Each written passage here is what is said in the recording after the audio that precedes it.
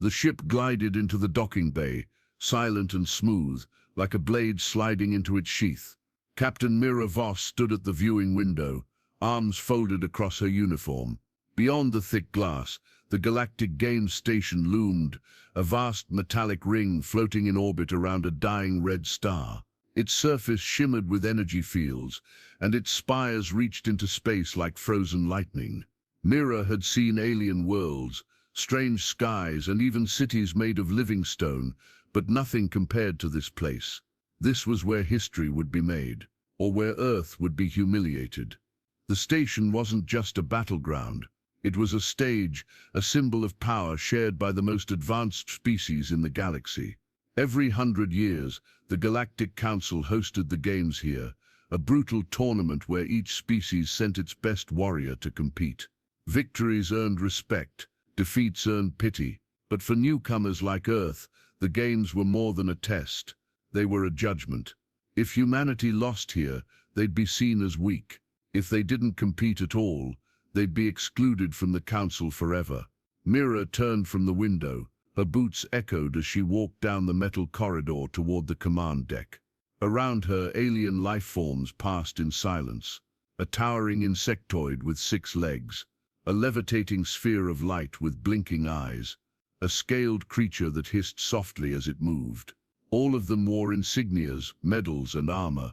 All of them watched her with curiosity and amusement. She could hear their thoughts even if they said nothing. Earth? What are they doing here? A door hissed open. Inside, Earth's diplomatic suite was small but efficient. Holographic monitors displayed the schedule of matches. News feeds showed training clips of other species, giants lifting star metal weights, telepaths practicing mind duels, beings made of plasma sparring in low-gravity arenas. Mira ignored them. She already knew they couldn't win by normal means. A voice crackled in her earpiece. "Captain Voss, the Council will expect your fighter's registration by morning." She responded calmly. "He's en route. No delays." But that was a lie. Mira opened a secure file on her datapad. It required retinal and fingerprint confirmation. Once inside, she scrolled past classified documents until she found it, Unit 9. Deep storage / bioweapon classified. She tapped the file and watched the short video attached. The image was old and grainy, a military test chamber, armed guards. Then a man, no, not quite a man, stepped into frame. Tall, calm, bare-chested, wires connected to his spine. He moved like a shadow. In seconds he took down 10 drones, then disabled 2 armored soldiers. No hesitation, no emotion. Then he turned and looked directly at the camera. His eyes were human, but they felt wrong, empty. Mira closed the file. Years ago, Unit 9 was part of a secret program to create super soldiers. Modified DNA, implanted strength boosters, pain suppression systems. The project was a failure. The units couldn't be controlled. Most were destroyed. Unit 9 survived, but only barely. He was locked away in a stasis pod, deep beneath the Arctic base, frozen and forgotten. Until now. She remembered the meeting in Earth's United Command months ago. The Council's invitation had come as a surprise, and the panic came right after. Earth had no warriors strong enough. Not one human could match the monsters of the galaxy. Except one. "He's not a man," Mira had said then. "He's a weapon, a mistake. And we need that mistake," the commander replied. "We won't win without him. Bring him back. Handle him." And now here she was, on the station, waiting for the ship that carried the one thing she feared more than failure, Unit 9 himself. A soft chime rang from her wrist. Docking alert. Mira stood and walked back to the viewing window. A black transport ship was sliding into the lower bay, unmarked, cold, silent. Inside, the monster slept. Soon he would awaken. Soon the galaxy would see what Earth had sent. She whispered under her breath, voice steady but tight. "Let's hope we didn't just sign our own death sentence." The hangar bay was quiet. Dim lights ran across the ceiling like veins, pulsing faintly with power. Only a few engineers and security officers stood at the edges, weapons in hand, eyes sharp. Captain Mira Voss stood at the center, arms behind her back, expression firm. Her heart beat slow and steady. Years of training kept her calm, but her fingers twitched slightly. She hated this part. The black transport ship sat still in the center of the hangar. Its surface was dull, designed for function, not beauty. There were no markings, no windows, just a single glowing line that ran down the center of the cargo door. A voice came over the intercom. Cryo seal disengaged, ready for release. Mira took a slow breath. Open it. With a loud hiss and the grinding sound of metal, the transport bay door split open. Cold mist spilled out like a living fog, curling around Mira's boots and trailing across the floor. The air turned icy, and everyone stepped back, even the armed guards. From the shadows, a shape appeared. He stepped forward slowly, bare feet touching the metal floor with quiet precision. His body was tall, lean and powerful, not bulky like some alien warriors, but tightly built, like a predator. His skin was pale, almost gray under the cold lights. Across his back and arms, faint scars and surgical lines told a story of experiments long past. His eyes opened last, clear, focused, cold. This was Unit 9.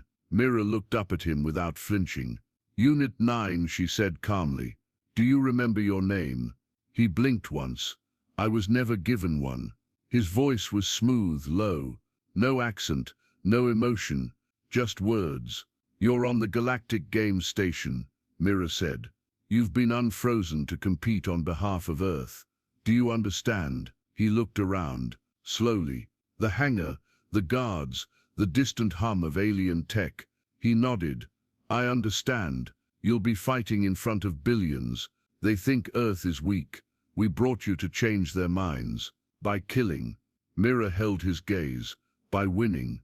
A pause. Then he spoke again, quiet but clear. And when it's over, she hesitated. If you survive and follow orders, you'll be released. You'll walk free. That got his attention. His eyes narrowed slightly. No more cages. No more cages, she said. But if you go out of control, I end it. Myself. He didn't laugh. He didn't argue. He just said, fair. Mira turned and gestured toward the corridor. Come with me. I'll brief you. He followed without a word. The guards stayed back, their weapons lowered but ready. Mira walked at a steady pace, not looking back. She could feel his presence, silent, heavy, like walking next to a loaded weapon. They entered a secured chamber, a simple room with a table, a chair and a screen. She motioned for him to sit. He didn't. You'll face warriors from across the galaxy, she said, showing him footage on the screen. This one has 6 arms and skin like armor. This one can bend metal with her mind. This one moves faster than sound. You'll need to study them, learn how they fight. I don't need to, he said. You're not invincible. I'm enough. Mira turned to him. You were made to kill, not to win a crowd.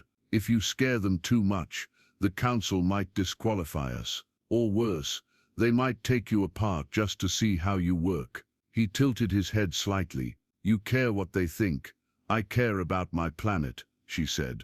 And I care about what happens if we lose. He sat down then, slowly, still watching her. What happens if I don't hold back? Then you're not just a fighter, she said. You're a problem. He leaned forward slightly. And if I win, what do I become? Mira met his gaze. Maybe something better than what they made you. The room fell silent. For the first time, Unit 9's expression changed, just slightly. Something like a thought passed behind his eyes. Then it was gone. A soft chime interrupted. A voice came through Mira's earpiece. Captain Voss, your fighter has been registered. First match is tomorrow. Mira nodded. Understood. She stood. Rest while you can. You'll fight soon. The galaxy will be watching. Unit 9 stood as well. Let them. Mira walked to the door and opened it. As she stepped through, she paused and looked back. Don't forget why you're here. He didn't reply. The door closed behind her, leaving Unit 9 alone in the quiet room. He turned to the screen, now looping combat footage of alien warriors. He watched in silence, not studying, just waiting. The arena was alive with light and noise. Mira stood in the high observation booth, hands resting on the edge of the glass as she looked down. The circular battlefield below was massive, at least 100 meters wide, with shifting terrain that could change at a moment's notice. Stone pillars, sand pits, and hovering platforms floated around the edges. The Galactic Council spared no expense when it came to spectacle. Billions across the galaxy were watching. Every screen, every broadcast, every alien city was tuned in, and Earth was up next. A soft chime rang. A deep voice echoed across the stadium from the announcer's booth. Next match, representative of Earth versus champion of Rakar 3, begin combat in 60 seconds. Mira's throat was dry. On the far side of the arena, a massive alien stepped forward. The Rakar warrior was twice the size of a man, with skin like cracked obsidian and arms as thick as tree trunks. 4 of them. Its face was flat with no eyes, just 2 ridges that pulsed with red light. Its name was Gorak, and it had never lost a match. The crowd roared in anticipation. On the opposite side, a dark door slid open. Unit 9 walked into the arena. He wore simple combat gear, grey pants, a tight black shirt, and no armor. His feet were bare. He had refused a helmet or weapons, said he didn't need them. He looked across the battlefield at his opponent. His face remained calm, blank. The crowd went quiet. They had expected armor, machines, guns. Instead, they got a silent, pale human with no expression and no fear. Mira watched closely. Her pulse picked up. The voice returned. Begin. Gorak charged instantly, the ground shaking under his heavy feet. He let out a roar, each of his arms raised, ready to crush the smaller human in one blow. Unit 9 didn't move, not at first. At the last possible moment, he sidestepped, smooth as liquid. One of Gorak's fists smashed into the ground, sending stone flying. The second swing came from the left, but Unit 9 ducked and spun, placing himself behind the alien. Then he struck. One blow, a sharp elbow to the back of Gorak's knee. The alien buckled, howling in pain. The audience gasped. Gorak roared again and spun, swinging wildly with all 4 arms. Unit 9 flipped backward over a low platform, avoiding the attacks like he had practiced them 1,000 times. He moved with perfect control. Every motion was efficient. No wasted energy, no hesitation. Gorak lunged again, but this time Unit 9 met him head-on. He dropped to the ground, swept the alien's leg, then slammed a fist into its chest. The cracking sound echoed. Gorak fell backward, gasping. Then Unit 9 climbed on top of him. 1, 2, 3 strikes to the alien's head, each one deliberate, powerful, controlled. Gorak went limp. The crowd was silent. Unit 9 stood slowly. Blood ran down his arm, not his own. His face was unreadable. He looked up at the council seats high above the arena. Then he walked away. Mira exhaled slowly. The voice returned. Match complete. Victory to Earth. There was no cheer, just stunned silence. Then quiet murmurs, and then slowly, the first wave of applause. Hesitant, confused, curious. Some aliens stood, others didn't, but they all watched. Mira turned away from the window and tapped her earpiece. Medical team to the arena floor. Escort Unit 9 to debriefing. She walked down the corridor toward the secure wing. Inside the debrief room, Unit 9 sat at the center, hands folded on the table. Mira entered and stood across from him. "That was too much," she said. "I won. You didn't have to break him. I didn't kill him." Mira narrowed her eyes. "That's not a defense. The Council doesn't want monsters. They want warriors." Unit 9 looked at her, calm, unblinking. "You sent me here to win. I'm winning. Not like this," she said. "You need to control yourself. Scare them too much, and they'll shut us out. Or worse, they'll shut you down." He tilted his head. "You afraid of me, Captain?" She didn't blink. I'm afraid of what happens if the galaxy thinks you're all we have. For a moment, silence. Then something shifted in his expression. Not quite a smile, not quite anger. You don't need to be afraid of me, he said. Be afraid of what happens when I'm gone. Mira stared at him for a long time. Then she turned to leave. She paused at the door. You fight again in 2 days. Get some rest. He said nothing. As the door closed, Mira pressed her hand to her temple. Earth had won, but the price of victory was starting to show. The station's outer ring rotated slowly, its massive structure gliding through the blackness of space. Outside the windows, the red star pulsed faintly like a dying heart. Inside, deep within Earth's private quarters, the lights were dim, quiet, still. Captain Mira Voss sat at a small metal table, a cup of synth tea untouched in front of her. Screens on the wall replayed the footage from Unit 9's match on a loop. Each time she watched the same thing: his precision, his silence, the brutal efficiency of every strike. Earth had won, but at a cost. The Galactic Council hadn't said anything official, but whispers were spreading fast.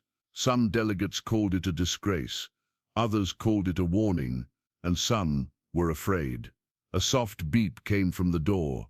Enter, Mira said. The door opened with a hiss. Unit 9 walked in, wearing the same simple clothes, dark grey pants and a shirt, no shoes. His steps were silent, his eyes steady. He looked around, noting the screens, the shadows, and the untouched tea. You called for me, he said. Mira didn't answer right away. She picked up a remote and turned off the screens. The room fell into silence. Sit, she said. He obeyed. You didn't speak to anyone after the fight, she began. Why? No one asked me to. She sighed. You understand how this works, don't you? The games aren't just about fighting. They're about showing who we are. I showed them, he said. We survive. We win. That's who we are. Mira leaned forward. That's not the message I want the galaxy to take away. Then why bring me? He asked, voice calm. You had soldiers, athletes, diplomats. You brought a weapon instead. Mira paused. His words hit harder than she expected. I didn't want to, she said softly. I argued against it, but Earth chose you. Because I'm good at killing. Because we were out of options. Unit 9 leaned back in his chair. His eyes weren't angry, just tired. I wasn't always like this, he said. Mira looked up. I was a child once, grew up in a quiet zone, played outside, had a name. Then the war came. My parents volunteered me for the program, said it was an honor. He paused. They broke me apart, rebuilt me, trained me to fight without feeling, to follow orders, to win. Mira said nothing. She had read the files, but hearing it out loud was different, more real, more human. What was your name? She asked. He looked down. I don't remember. Silence settled between them. You could have killed Gorak, she said. Why didn't you? I wanted to see if I could stop myself. Mira nodded slowly. You did, for now. She stood and walked to the window. The star glowed faintly outside. You're fighting again tomorrow, she said. A psychic from the Zerin hive. She doesn't use weapons, just her mind. I'll adapt, he said. She'll try to get inside your head, look at your past, maybe even control you. He didn't flinch. Let her try. Mira turned to face him. I need you to understand something. I'm not just here to control you. I'm here to protect you too. Not from them, from what they might turn you into. Again, his eyes softened, just for a moment. You think I can change? He asked. I think you already have. He stood and walked toward the door. Before he left, he looked back. If I win tomorrow, will that be enough? No, Mira said, but it'll be a start. The door closed behind him, leaving her alone again. She picked up the remote and turned the screens back on. The footage played once more, but now it looked different. Not just a monster in a fight. A man trying to remember what it meant to be human. The next morning, the Galactic Game Station buzzed with quiet tension. The previous day's match had shaken the crowd. Whispers passed through every corridor and chamber. Who or what was Earth's fighter? Some called him a freak, Others called him the most dangerous being they'd ever seen. Captain Mira Voss ignored the chatter as she moved through the hall of delegates. She wore her Earth uniform crisp and clean. Her face was calm, but her mind was sharp with worry. The Zyran Hive match had been cancelled. Their psychic had refused to enter the arena. Claimed Unit 9's mind was a black hole. Said she heard nothing, felt nothing, and feared what might happen if she pushed deeper. Earth had been granted an automatic win, but no one clapped. Now the council was restless. The other species were talking, debating whether Earth's warrior was even eligible. Mira knew they were close to calling for his removal. She stepped into the council chamber, a round hall with floating seats and glowing walls. Alien delegates hovered or stood in their platforms, each one unique in form and voice. At the center, on a raised dais, stood Arlon of Dravith. He was tall, broad, and covered in thick scale-like armor that shimmered dark green. His eyes glowed orange, and his mouth curled into a permanent sneer. The Dravith were a warrior race, and Zarlon was their most ruthless champion, undefeated for over a century. "I call for immediate trial by combat," Zarlon boomed, pointing a clawed finger. "Earth's creature has not earned respect. He has earned fear. Let him face me, one warrior to another." The hall rumbled with approval and murmurs. Mira stepped forward. "You're not scheduled to face us. There are rules." Zarlon's lip curled. "He is not a warrior. He is an experiment, a beast in human skin. If Earth has nothing better, then let us settle it, here, now." Before Mira could respond, a new voice echoed across the hall. "I accept." Every eye turned toward the entrance. Unit 9 stepped into the chamber. He wore the same dark clothing. His walk was slow, deliberate, his expression calm as ever. He looked at Zarlon with no emotion, no anger, just stillness. Mira's heart skipped. "Not yet," she said quietly. Unit 9 stopped beside her. "Let them see what I am." "You're not ready," she said. "He's different. He doesn't fight to win.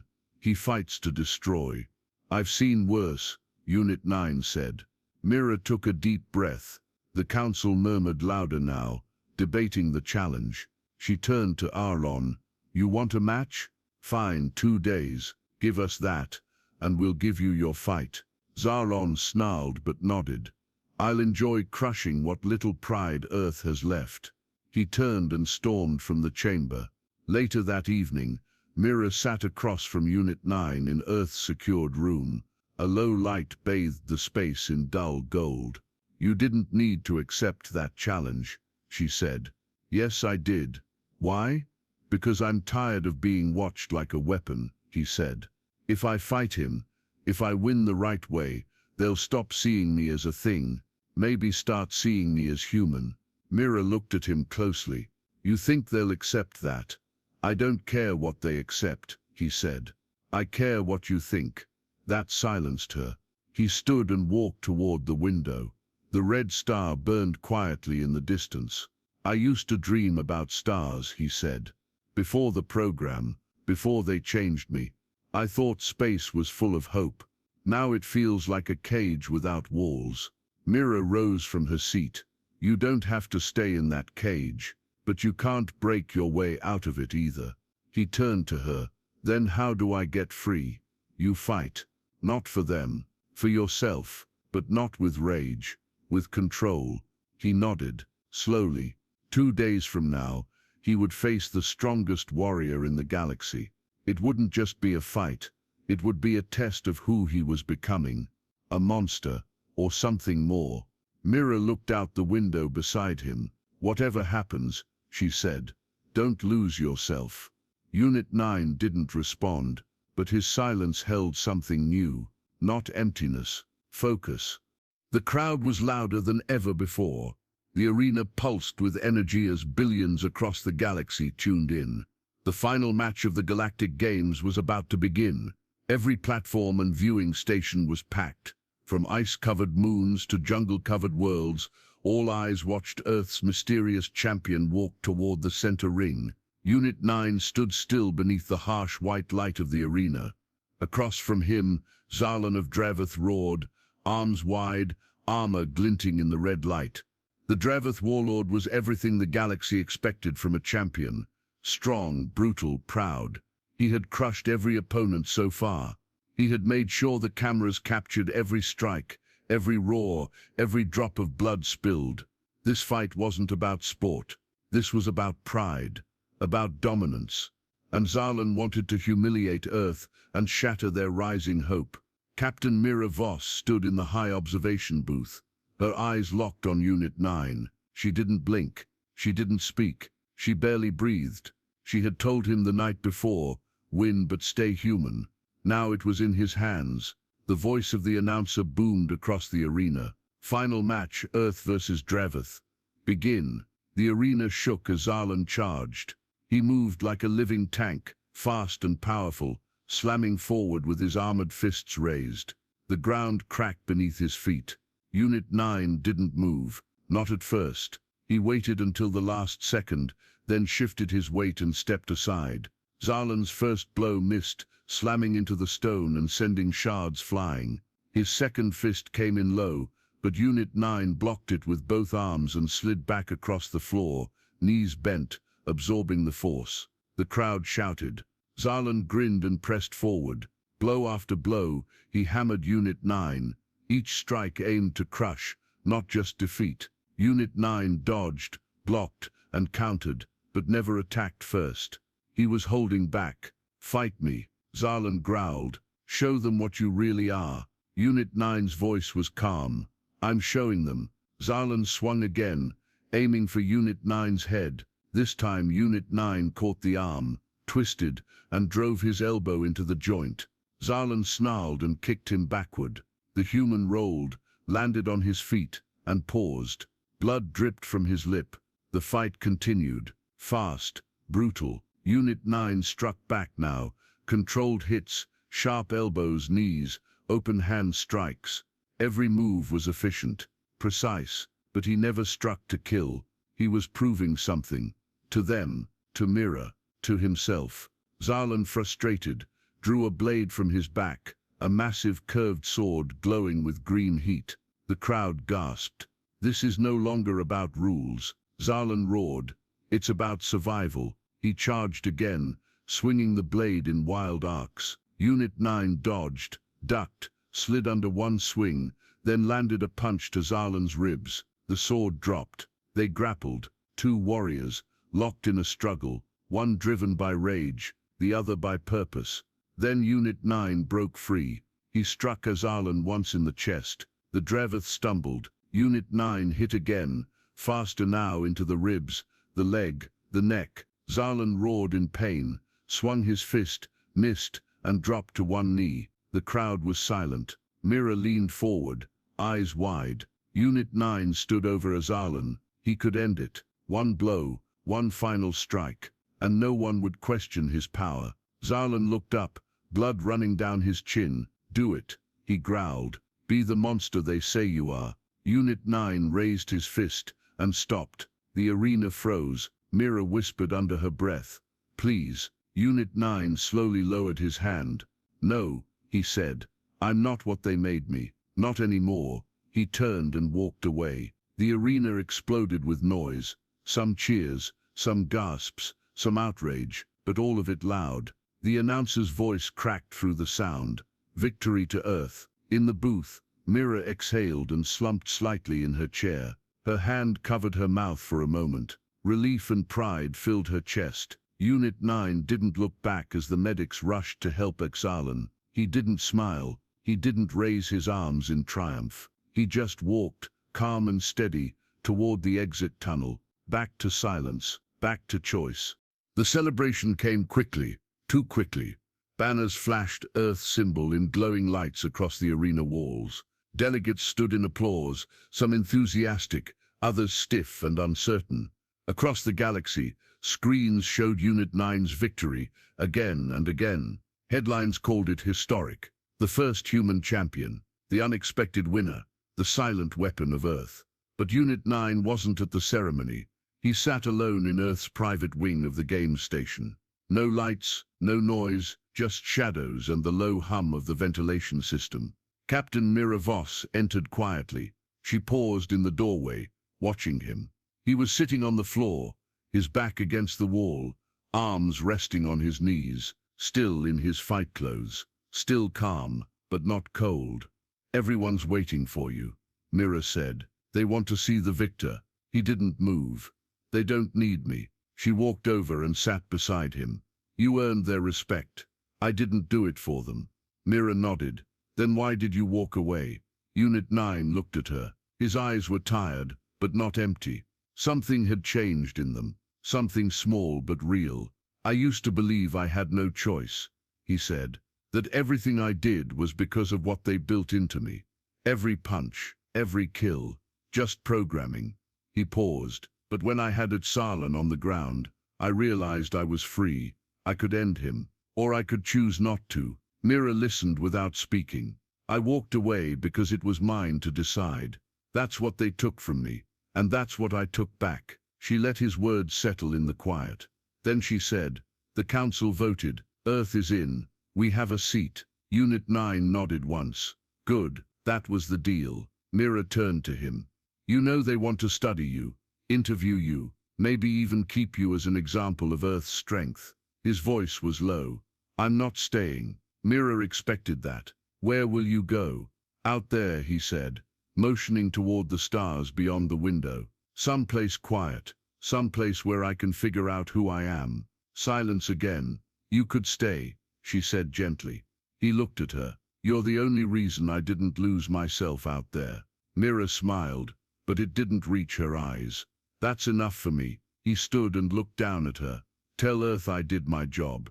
"I will." He turned to go, then stopped. "Mira." She looked up. "Thank you for seeing me." He walked out of the room, footsteps quiet but steady. Later, from the observation deck, Mira watched the small shuttle depart from the station. It was a dark speck against the stars, heading toward the edge of known space. No orders, no destination, just freedom. She stood alone, but her heart felt full. He had been created to be a monster, but he left as something more, something human.